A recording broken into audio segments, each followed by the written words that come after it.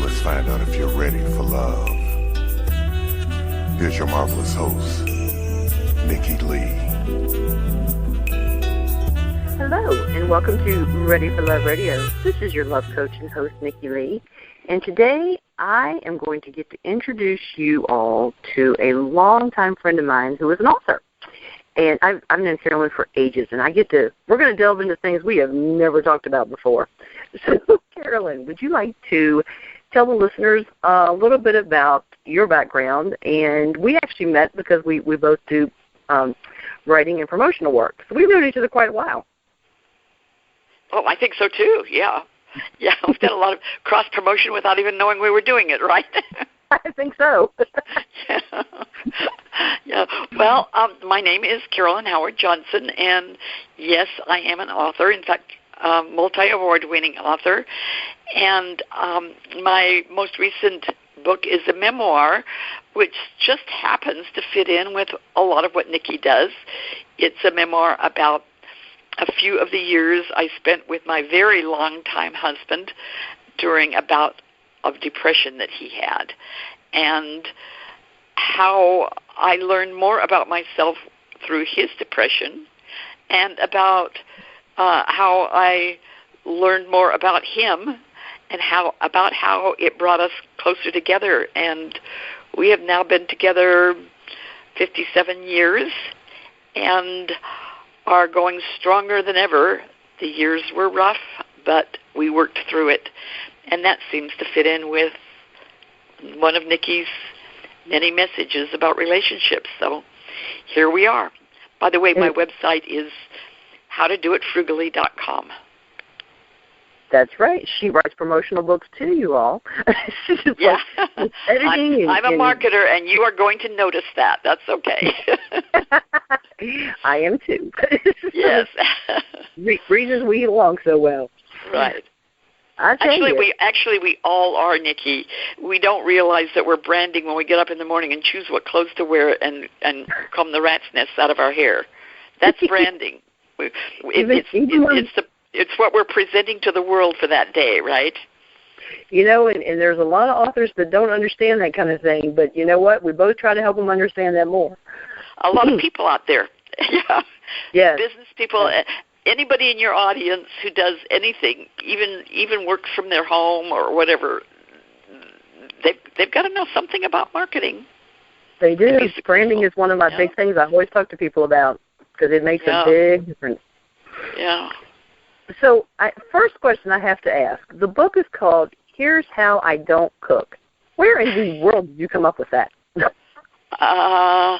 I guess I was always making excuses to everyone through decades when women were expected to cook. And luckily, one of the things that's kept my husband and I together for so long was he didn't expect me to. And then after he realized how bad a cook I was, he didn't want me to. So That's bad. And when he was in his bout of depression, I real clinical depression, not just, I feel a little depressed today. He was really sick. And so when he was going through that, and I had to start doing some cooking just because I had really basically an invalid in the house, I started remembering a lot of things that had contributed to my attitude about cooking. So being a writer, I just started writing them down, and it became a memoir. You know that knowing you, that does not surprise me at all. Yeah. Just keep writing. People who don't think they're writers can come up with a book if you just write stuff down. Well, start journaling. And I even tell coaching clients to start journaling because it's so helpful to get these things out. I just did that with a partner of mine too. We were talking about something that was irritating me, and I just put something down on paper. I said, I don't mean it. I just need to get it out of my head. Yeah. So it helps. So let's go back to the very beginning. 57 years ago. Were you two a match made in heaven? Was this like a love at first sight kind of thing? Yes. Really? It was. Yes, it was. In fact, speaking of writing, I don't believe anybody really ever makes anything up from scratch. I mean, everything's something you as a writer, as you envisioned, based on what you had already experienced.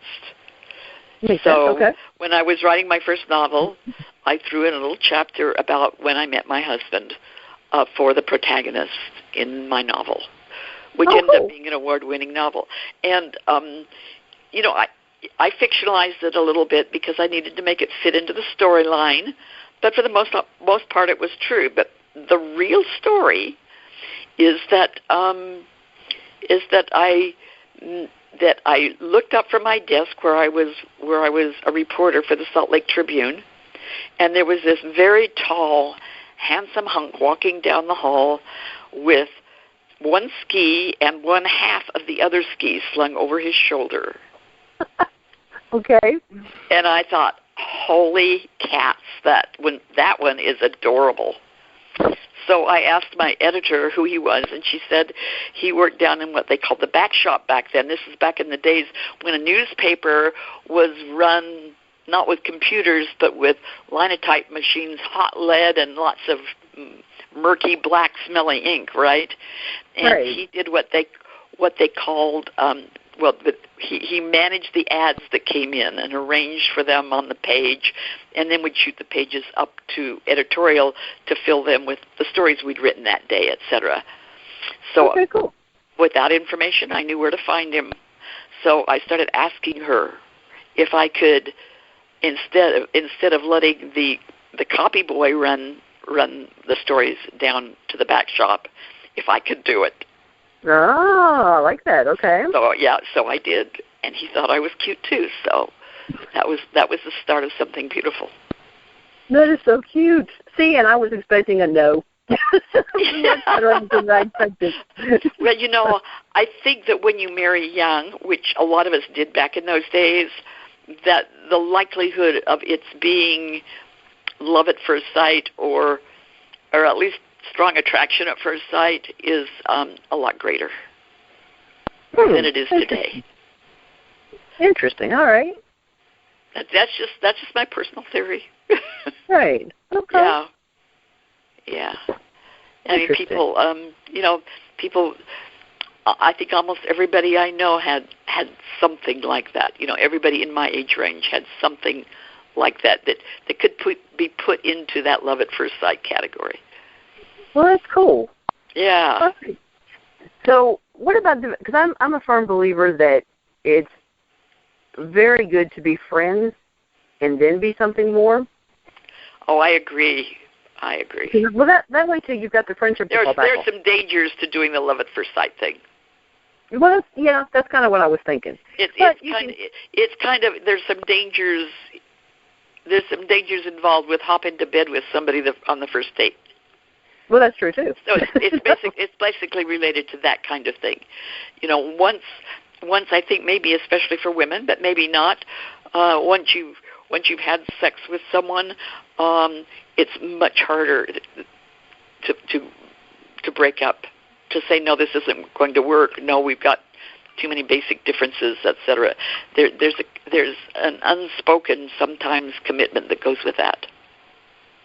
Do you think maybe it's more, a lot of people, and not everybody does this, but a lot do, automatically have more expectations once they've had sex? Yeah. You know, I think I was interviewing a woman the other day who is an escort, and we were talking about how certain things, like certain people, you can't just say, I love you, and they're automatically going to think you mean lifelong commitment, and you can mean that in a whole lot of different ways, you know.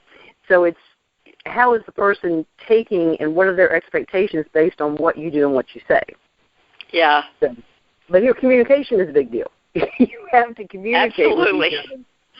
And I'm betting that over 57 years, you all have communicated a whole lot about everything imaginable.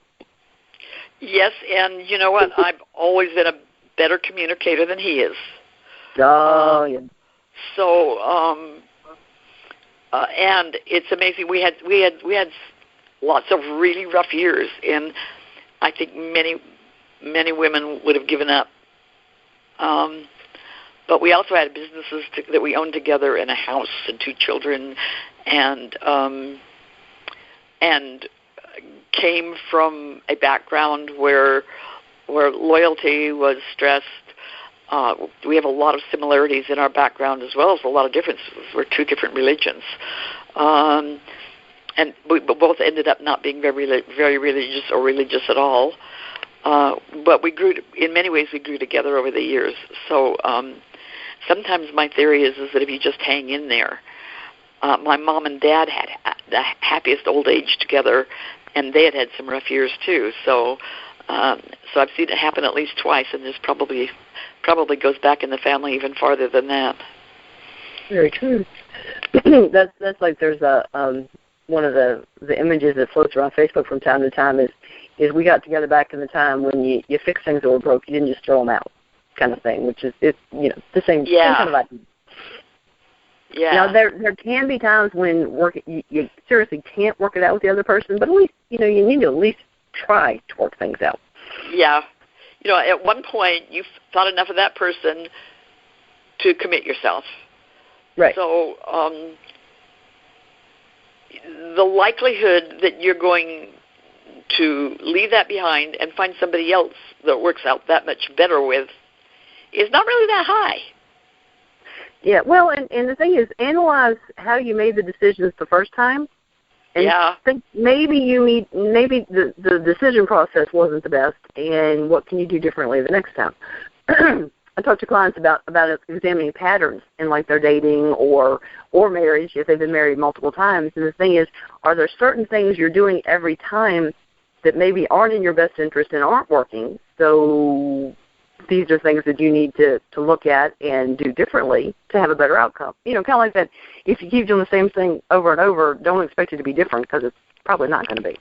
Yeah, and I think that you put your finger on one of the big conundrums, that generally a person who's happy and willing to give up too early is not the same kind of a person who's happy and willing to do the research and the self-analysis that's required for success second time around.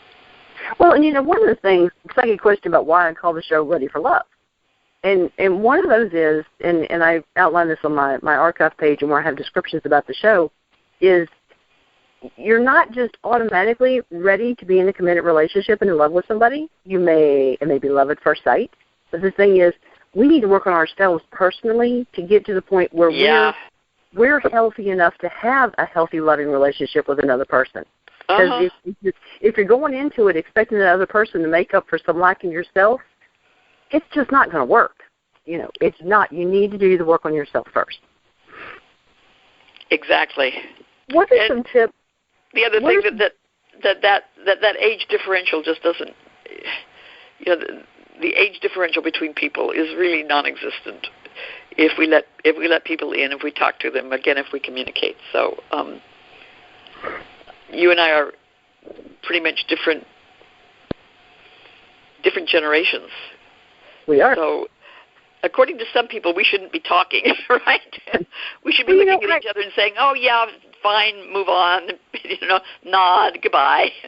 I have always had friends of all different ages because there's something to learn from everybody. And I'm like, if I learn from somebody that's older than me and done more than me, that's wonderful. And then if I hang around with people that are younger than me, I can help them. So yeah. Yeah. So what are some tips that you might be able to give couples to help them to communicate better? What are some things you found that have worked? And like you said, you communicate better than your husband does, and that's a kind of common problem with couples. Yeah. Well, one of the things I learned kind of late in life, for both my kids and my husband, for that matter. I mean, usually what works on a husband or a love partner is pretty much the same stuff that works with everybody, right? Right. There's this phrase which I had to memorize and learn to use, and that is, "Oh, yeah, I see what you mean. I'm sure you'll figure it out. You're so smart." Instead of jumping in and trying to fix it for everybody, when they tell you their woes, they may or may not want you to fix it for them, but let them ask if they want you to do the fixing, and decide in advance whether you if they do ask, you want to do the fixing. Right. But whatever you do, don't just jump in and fix it. That's it. Well, sometimes, and I actually did a show ages ago on communication with an author that I've done a lot of work with on a bunch of her books, and that was one of the things that she brought up is, a lot of times, and men especially seem to have this issue that they think they have to jump in and fix things. And, the woman may need to, there are times I just need to get something out, and I just want somebody that cares to listen. That doesn't mean I want them or need them to jump in and fix it for me. I just need somebody, sometimes I just need a sounding board, or sometimes I'm trying to brainstorm, and I know that if I brainstorm out loud, I get a lot more productive than if it just keeps bouncing around in my head. So it doesn't mean I need it fixed. It doesn't mean I want somebody to jump in and take the reins and do whatever. Just let me kind of voice it. If you have something helpful, feel free to communicate back to me. Exactly. And some people don't know that that's all they want, but then they feel a little resentful if you're always, if you're always saying, well, what you should do is this, yes. And sometimes unless somebody has actually had some training in the field, or whatever field you happen to be talking about, they're not the best people to be giving you advice anyway. Yes. Well, my mom always used to say, I've seen people take the most awful advice from their mothers or the most awful advice from their best friend. And it's like, is this friend a psychologist? Well, no. Is this friend, has this friend had some therapy herself? Well, no. Has this friend, done any real work on herself? No. Well, what about this friend? Is she, is she a really happy person? Is she leading her own life the way you'd like to lead your life? Well, no. That's a really good why point. are you trusting her with your deepest secrets, That's an awesome point. Is that person happy? Because if they're not happy, they're going to give you advice they think will work. Yeah. It's not going to work. No, exactly. Cool.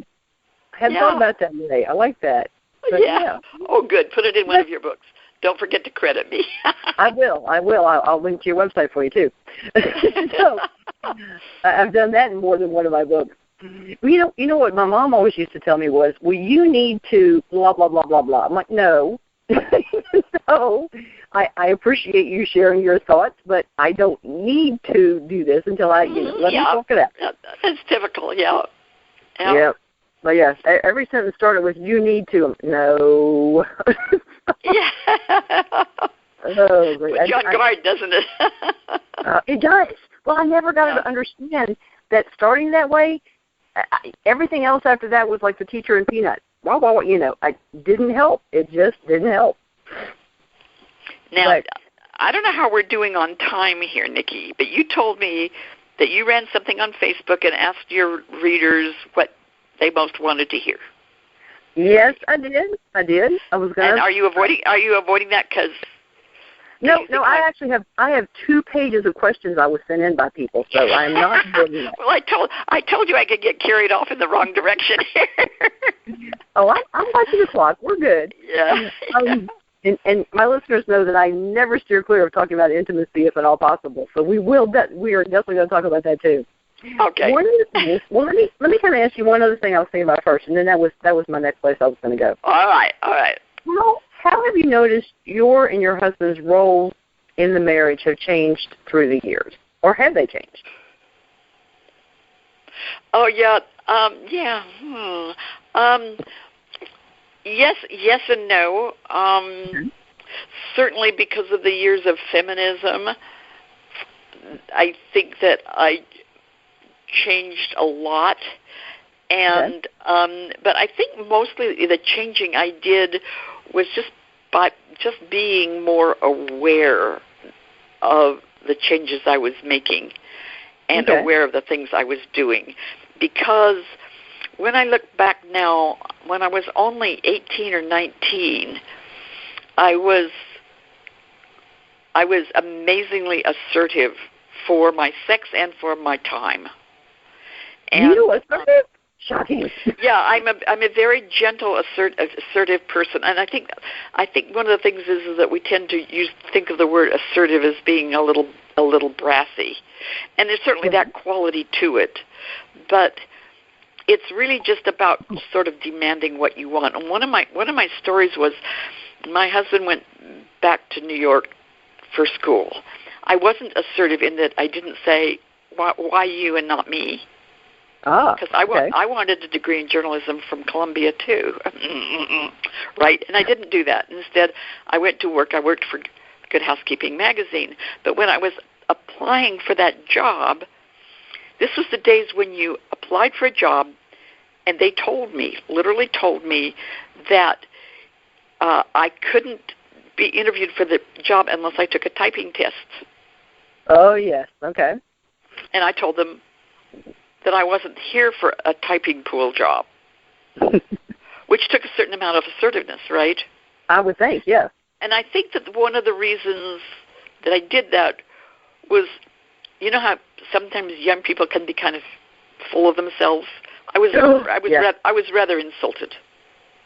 So I said I wouldn't do that. And they said, fine, no interview. So then I said, well, okay. And then they said, because I typed 120 words a minute, are you ready for that? Very good. Well, it's come in real handy as a writer. They offered me a job in the typing pool. And then I assertively said, no, you promised me an interview as an editorial assistant, and that's what I want, is an interview with the beauty department that was advertised in the newspaper. And I had the clipping from the newspaper with me. Exactly. So they gave me the interview, and I got the job. But very few women would have done that back then, I think. And certainly, I think my mother would have been appalled.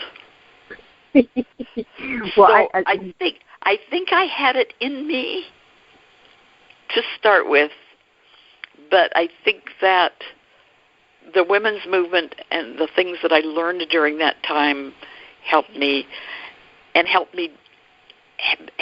do it well, as opposed to just coming off looking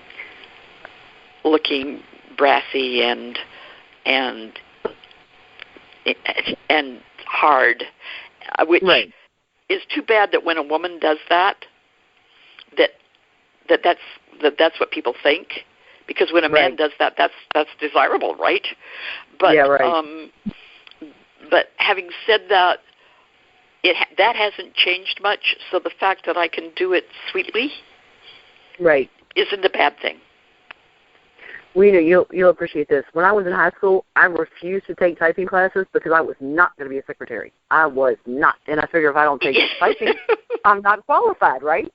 Well, my first full-time job was managing a surveying office. And I wanted to draw. I had the drafting experience. I wanted to draw. And he says, well, I tell you what. He says, I'll make you a deal. He says, if you'll run the office, I'll let you draw. And I jumped at it, not realizing I was expecting like 3 jobs instead of 1.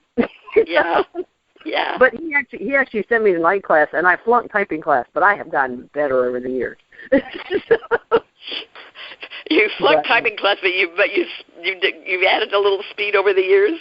You know, over the years, I didn't type the way the teacher wanted me to type was the problem. You know, I didn't type her way, and so she flunked me. But after writing 50 books, well, I had a really cute young typing teacher. Oh, see, I had a crazy woman teacher. So cute. So that didn't hurt anything. That I don't remember his name, but I remember how cute he was. Okay, now let's talk about intimacy. I've asked permission if I can talk about this, and you said I can talk about anything. Yeah, that's right. So I should have even said what's her face? It's formerly Hannah Montana, whatever her real name is. Is she right that sex stops at like 40? Oh, absolutely not. How old is she? She's about 21 now. At 21, she should be old enough to be getting a few smarts. Well, Molly Phelps. Instead of assuming that anybody over 40, it used to be anybody over 30. You know, back in the 60s, when they said you can't trust anybody over 30. Well, apparently 40 is the age now. But I mean, really, I wish upon her the next few decades will do her as much good as those decades did for me. Me too. We do get some wisdom after 21. Yes, thank goodness. Yeah. I wouldn't go back to 21 for any amount of money at this point in life. I wouldn't do it.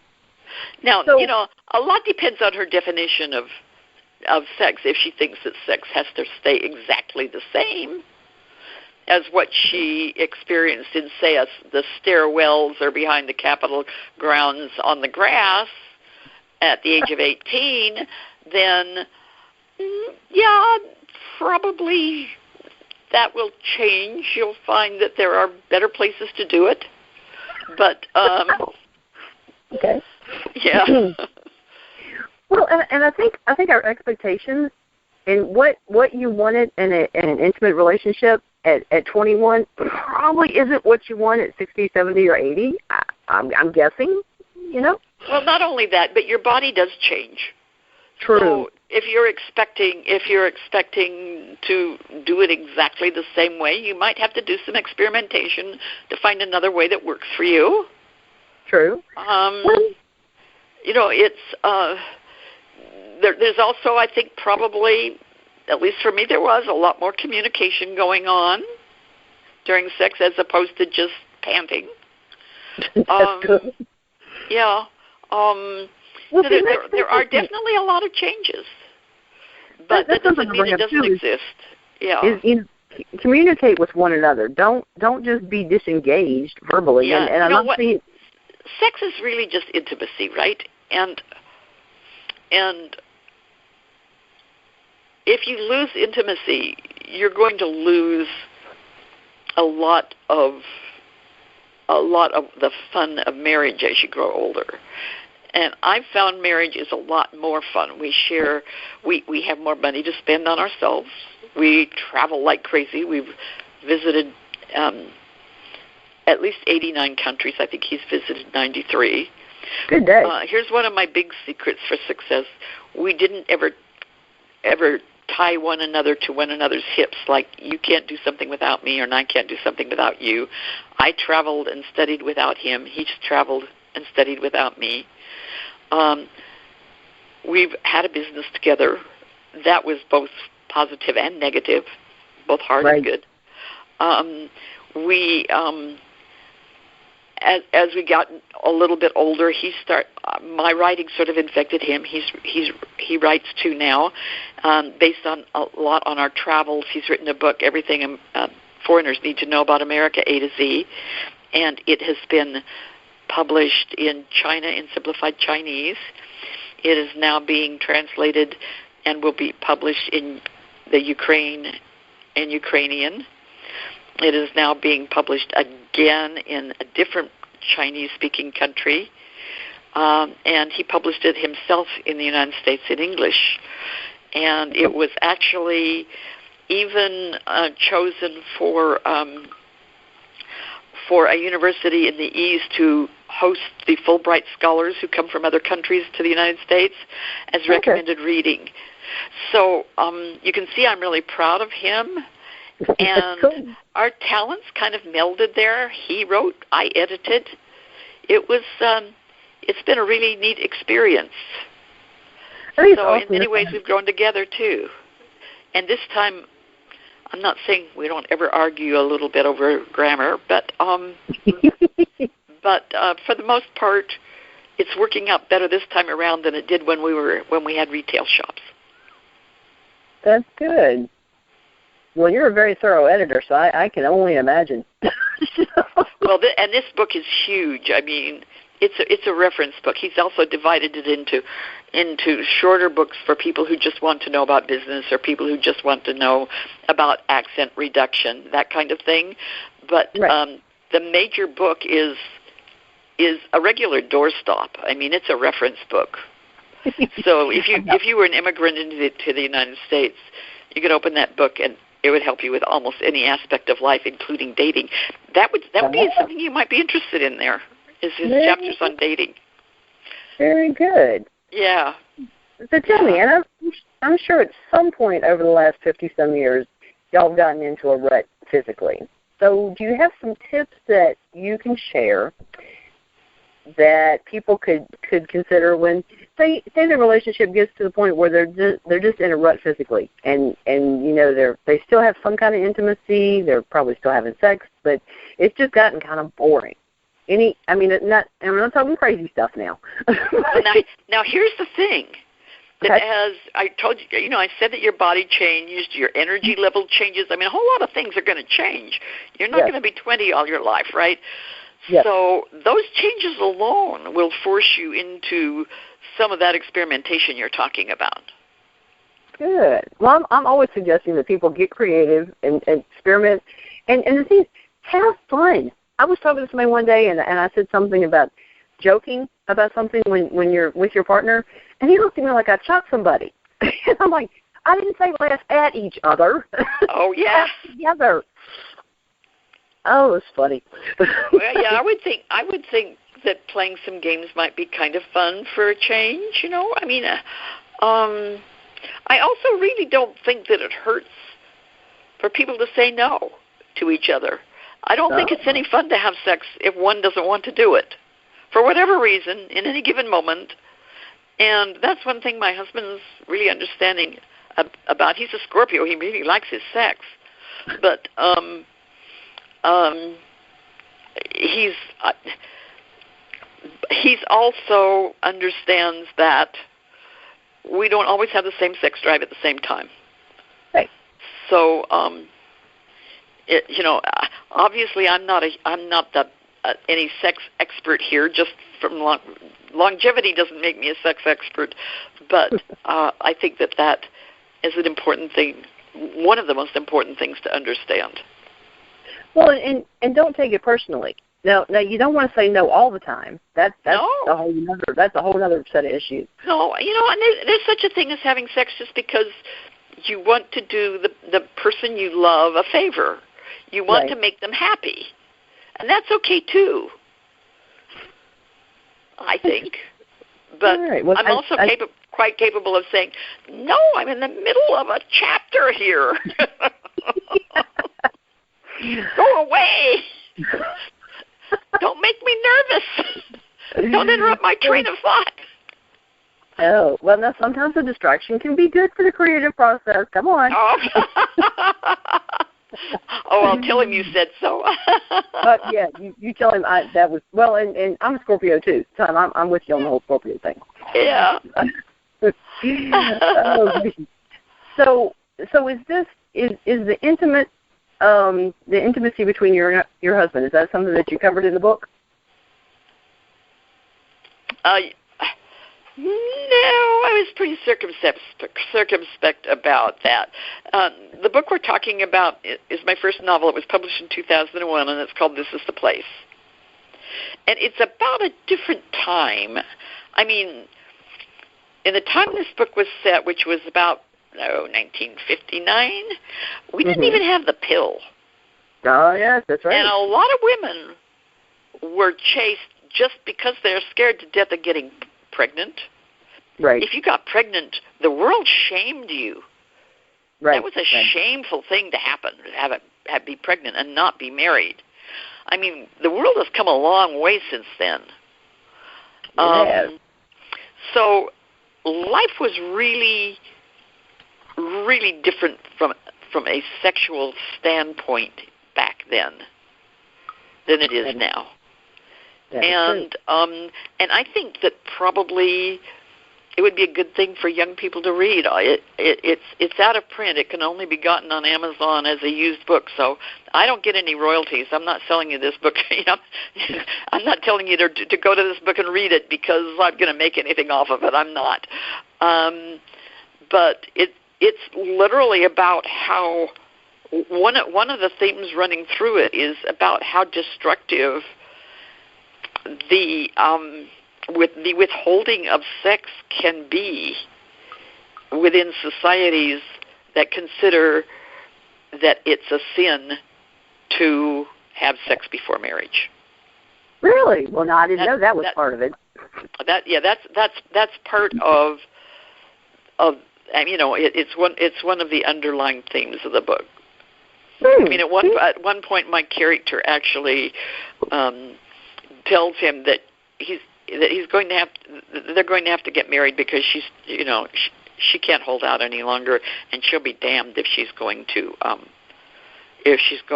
have sex and get pregnant and not ever be able to face herself again. Right. Interesting. So, you could have talked about this book before, but we never talked about that part of the book before. No. So, and I mean, it doesn't slap you in the face with it, but but anybody who reads it today will absolutely walk away amazed at how different life is for women today than it was for women then.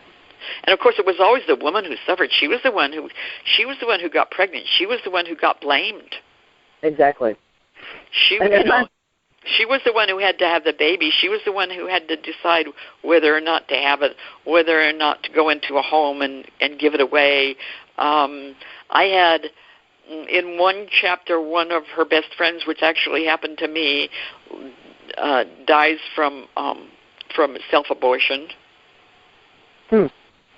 I mean, women were doing anything to avoid the shame of being pregnant before they were married.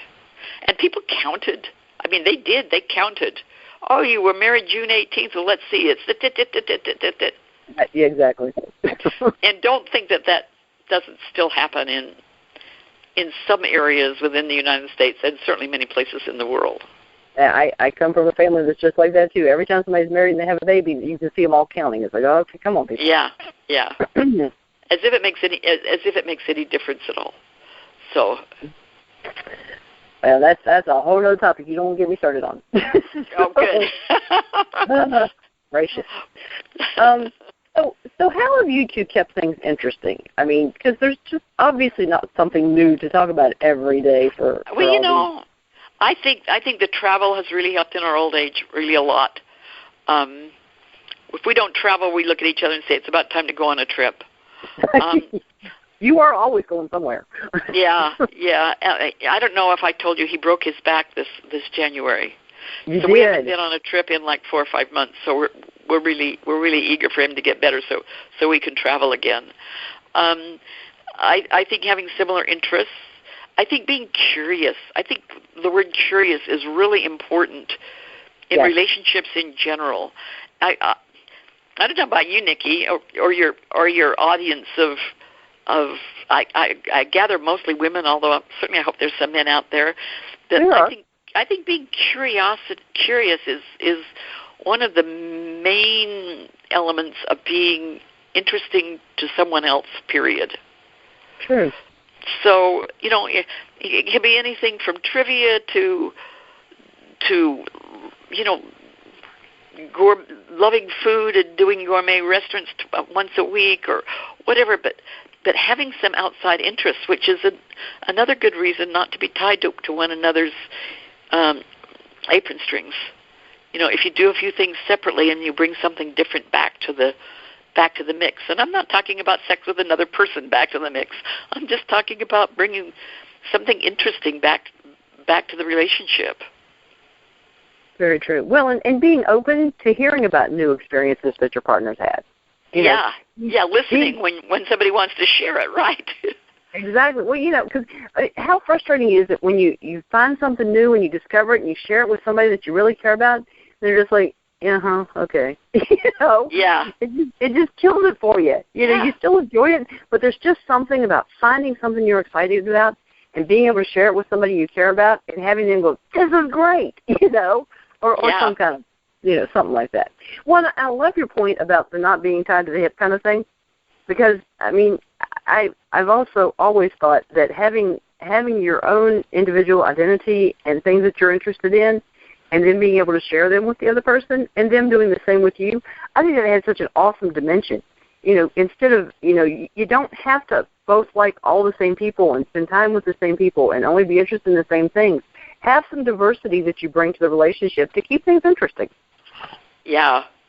As a matter of fact, I can remember during the time when we had gift shops, and they were interesting gift shops. There was a lot of stuff going on. Mm-hmm. We sold Waterford and Yadro, porcelain and collectibles, and really fun gifts, and there were a lot of parts of it that I really enjoyed. But I can remember going out to dinner and not saying a word to each other because we were both so wrapped up in the business that we knew everything that was going on anyway. And unless I had just come back from a buying trip or something, it was like, what is there to say, you know? Right. I can remember sitting through a whole dinner totally silent. I'm sure there were people in the restaurant who looked at us and thought, something wrong with those two, you know? So, and that's another example how marriages aren't always going to be just lovely to look at, delightful to know stuff. I mean, the songs are all real nice, but it doesn't always go the way you'd hoped it would. True. Well, life is like that, though. Whether you're with somebody else or on your own, there's going to be days where you're just not excited about anything. Yeah. I'm not going to say bored because I don't remember the last time I got bored. But I mean, there's just days where there's just nothing new and exciting that you have to share with somebody. You know what I do? So I guess there's never really a day when I'm reading a paper or a Time magazine or whatever. I find all these little tidbits, and my husband's never actually said, you know, just read the paper and leave me alone. You know? So I've never done that. I've never read the paper and left him alone. I will stop and say, did you know, or here's this article, or when you read the paper, did you read about this thing that happened, you know? That's it. Yeah, so there's always something. There's always something. There probably is for you, too. You just, no, it's not big-time excitement, but I'll bet there's something going on. Well, I do that kind of thing. If I'm reading something, I'm reading an article or talking to a client or whatever, and there's a couple people that I will just send like a little text or message or whatever, because it's something that I think they'll find interesting, and so I do that. I agree completely. Yeah. Okay, so I'm going to put you on the spot. What is your favorite characteristic of your husband? Oh, my favorite characteristic is his reliability. Ooh, that I know that's not sexy. That's not. But you know, he's always. In fact, I think it was one of the things that led to his depression. He's always been the rock. And that was tough. That can be carried too far to the point where it makes you sick, where you repress your individuality or yourself at the expense of the people you love. True. But especially during our child rearing years, when you really need, when a partner is really extremely valuable. It's just easier for two to take care of a couple of kids than one, you know. Yeah. It just made a huge difference. That makes sense. Yeah. So, but he's also got gorgeous blue eyes. Well, that helps. There's just something about gorgeous eyes. There it is. But I've also started noticing people's mouth. Some people just have really cool lips, but that's a whole other ballgame too. Yeah. Body parts. I'm going to get myself in trouble with that when I have a feeling. Yeah. So, is there something that you wish people getting married today knew that you could share with them?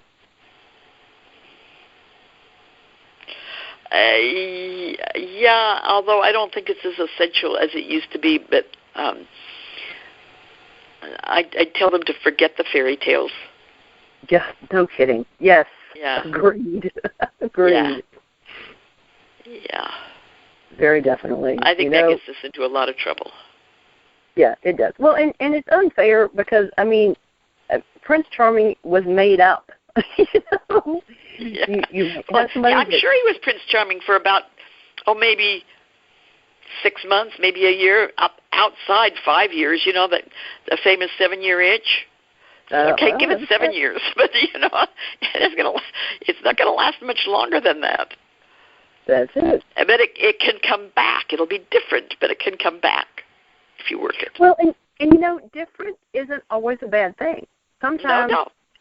Well, and especially as you age, I had a friend that her and her husband got married really young, and then we were talking one day, and well, one of the things that we found amusing between us, he didn't, is that she hadn't finished growing by the time they got married, and by the time she finished, she was taller than him and could like look right over him into the mirror in the bathroom, which kind of irritates him.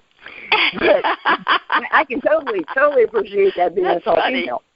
Yeah. You know, but she said the thing was they were so young when they got married that they hadn't finished growing, they hadn't finished, you know, becoming a person, you know, and figuring out what they liked and what they didn't. And she said the problem was, as much as they love each other, and they're still together years and years later and have kids and grandkids, but it made things difficult because by the time they reached even their early to mid-20s, they had a whole lot of very different interests and were becoming different people and didn't really know how to handle that and keep the marriage working really well too. You know, plus having 2 young children, which, you know, that kind of added to the confusion factor.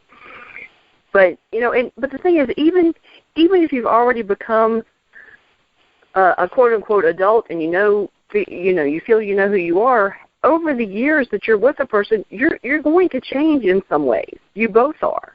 So how do you take that, change as a person, your interests, your likes, your dislikes change, but keep the marriage working for the two of you? Does that make any sense at all?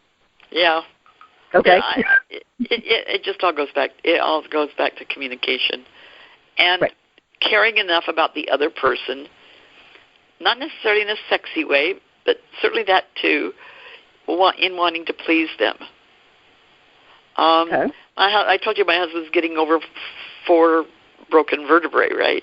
And he's healing quite well. He's very proud when he takes on something new. You know, he's not a young guy anymore, so healing isn't even as easy when you're older as it is when you're younger. Your body doesn't heal as quickly.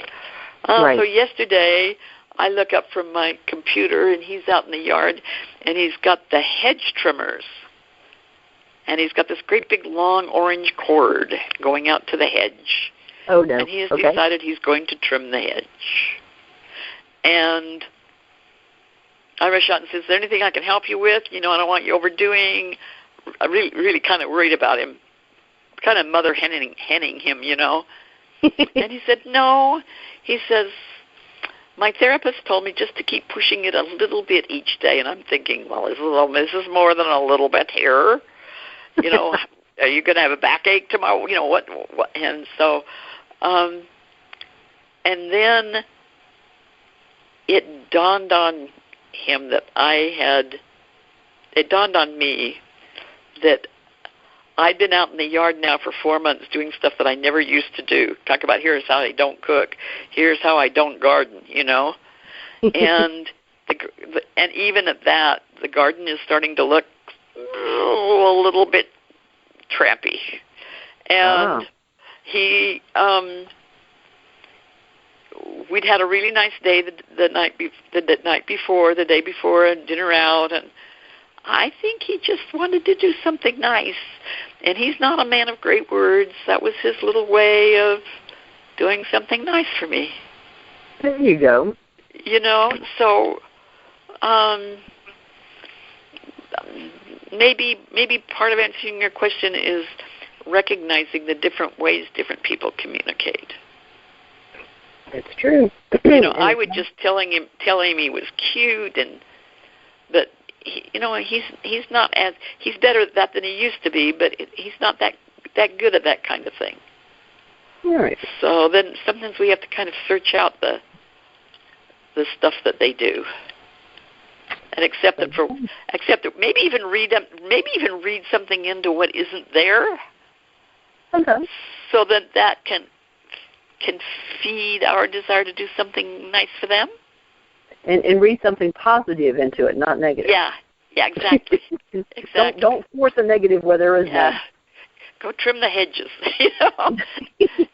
Anything they've been asking you to do for 10 years, go do it. Like I said, well, it's the caring for the other person and being flexible enough to realize things are going to change. You're going to change what you physically, mentally, emotionally, all of these different ways. Right. Yeah. Right. But understanding you're not only making allowances for them, they're making them for you too, because both people are changing. You know. Yeah. So. Yeah. Interesting. Yeah. Well, and one more, and I think we got just enough time to cover one more thing. Okay. We were also talking about how the attitudes of other people about aging can have an impact on us. Oh, yeah. Yeah. It's too bad. There's still a lot of ageism out there. My daughter gets impatient with me. She thinks I'm imagining it. I remember my mom used to talk about it. I got impatient with her and thought that she was, making a big deal out of it. But it does exist. It exists. If you're careful and you watch the newspapers, you'll see that it exists within some industries more than others. A shining example that's covered in the newspaper quite frequently, at least in Los Angeles, is that women after a certain age have trouble getting parts. Well, now it's getting so that Meryl Streep and a couple of other women have handled that better than most. But that's, I do some acting too, by the way. Acting is not something that just goes away when you hit 35, or shouldn't. Right. It doesn't for men. It's easy. It's hard for both men and women to transverse that age barrier, but it's even harder for women. Sure. And it exists, and yet you keep hearing these stories, and yet no one ever mentions the many, many, many movies that have come out lately. Usually they don't hit the big theaters. Usually they hit, the little indie theaters in towns like Los Angeles or Cincinnati. Maybe not small town Midwest, but certainly the bigger towns. And they're about older people, and they are funny. And when I go to those movies, we hit senior night at the Laemmle in Los Angeles. Senior night is Wednesday night. With our loyalty card, it costs us $5 to get in. We really like that. And we have noticed we also go to a lot of movies. I also do little Twitter movie reviews on Twitter. By the way, my handle on Twitter is @FrugalBookPromo. But when we go, we notice that it's our age group that is keeping the theaters alive during the week in the afternoons and pretty much on into the evenings. Almost everyone at the theater, we're the ones with the disposable income. We're the ones with the time. And now that there's some good movies featuring older people, it makes it a lot easier for us to spend more money going to the movies. But sometimes we run out of good movies and we just have to settle for something like The Terminator, So we do. And it's still fun, but and I always find something interesting, like The Terminator. They used a lot of product placement in that movie. Oh yeah. And being a marketer, I'm rolling my eyes. I mean, product placement, I definitely agree with. I think it should happen. We're a capitalist society. Everybody's entitled to make their money, But honestly, they just overdid it so much that it intrudes on the storyline. Yeah, you can definitely overdo that. Yeah. And I haven't seen it quite so bad ever. I mean, I'm especially aware of it being a marketer, but I've never seen it quite so bad. I mean, Nike shoes and Pepsi one more time, and I'm going to gag. I'll remember that when I watch it. Yeah, yeah.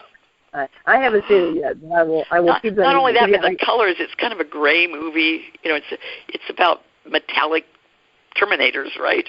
So everything's kind of gray and silver and not very colorful. And then you get these black and white Nikes with bright red socks sticking out in the middle of a frame, and you get Pepsi with a nice bright blue and red logo dancing around the screen, and it's like, please, you know. So you can't miss the product placement. Right. They might as well put an arrow on it and just, you know, point it to the... No subtle marketing in Terminator. Got it. Yeah. Oh, gracious. All right, we are just about out of time. Is there any last-minute tips for people who just, like I said, just kind of, and we've kind of talked about this, but it's something so many people deal with. You know, they're just kind of in a rut, and they just need to do something to get things interesting again. Well, you know, I'm not a religious person. I told you that. But when my husband and I went to be married, we were married in an Episcopal church in Salt Lake City, Utah. And they required, even back then, that we have a counseling session. Mm-hmm. And my Father Erickson told us never to go to bed angry. And it's a very old axiom. Maybe it's so old that it's coming back again. Maybe not. Maybe it's so old nobody's heard of it. But there's a lot of truth in that. It is good to work things out. Something about once you sleep on it, you're just madder the next morning. That's right. and you know somebody's going to have to give in and speak sooner or later. So yeah. Might as well just get it out of the way and go ahead and might as well get it out of the way, right? That's it. Somebody's got to bite the bullet and talk. So. Right. The sleeping on the couch business just doesn't work. Yeah, not a fan of that. Okay, you want to give them your website one more time? Sure, it's howtodoitfrugally.com. And for your audience, do check out the novel. And there's a book of short stories called Harkening that's also out of print and available secondhand on Amazon. And some books of poetry there's a book of love poetry you all might be interested in. You could make up with that. It's called Cherished Pulse. So howtodoitfrugally.com. Okay. All right. Very good. Well, I think we've given them some things to think about. For people that want to listen again, the archive will be on my website. It is www.lovecoachjourney.com. And just click on Ready for Love Archives. Lots of information on there. It's really nice talking to you, Nikki, and it was nice for your audience to come and hang around with us and put up with an old lady. Oh, see. I'm glad we got to do it. And like I said, I'm hoping we shared some interesting information with them. And listeners, I will see you next time on Ready for Love Radio.